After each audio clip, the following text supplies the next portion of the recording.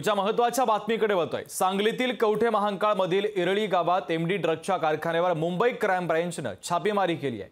या कारवाईत सुमारे 100 किलोच्या आसपास एमडी ड्रग्ज सापडल्याची प्राथमिक माहिती आहे आणि याचा आढावा घेतला आमचे प्रतिनिधी संजय देसाई यांनी। पाहूयात।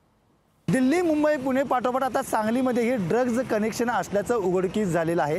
गेल्या काही दिवसापूर्वी कुपवाडमध्ये तब्बल 300 कोटीचं एमडी ड्रग्ज सापडल्याने एकच खळबळ माजलेली होती। पुणे क्राईम ब्रँचने ही कारवाई केलेली होती। आता मात्र कालच कवठे महांकाळ या ठिकाणी पुणे क्राईम ब्रँचने 100 कोटी ड्रग्जची कारवाई केलेली आहे। त्यामुळे आता सांगली कनेक्शन असल्याचं स्पष्ट झालेलं आहे। काही दिवसापूर्वी 300 कोटी ड्रग्ज साठा जप्त केला होता। आता थेट कवठे महांकाळ या ठिकाणी 250 कोटीचा साठा जप्त करण्यात आलेला आहे। त्यामुळे सांगली जिल्हा देखील ड्रग्जच्या विळख्यात सापडल्याचे पाहायला मिळत आहे।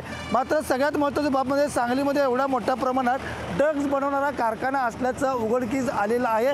मात्र पोलीस याबाबत मात्र अनभिज्ञ झाल्याचं आपल्याला पाहायला मिळत आहे। त्यामुळे सांगली पोलिसांच्यावर संशय व्यक्त केला जात आहे। कॅमेरामन सुजितसह संजय देसाई, लोकशाही मराठी, सांगली। लोकशाही मराठी ऐका, पहा, जागरूक रहा।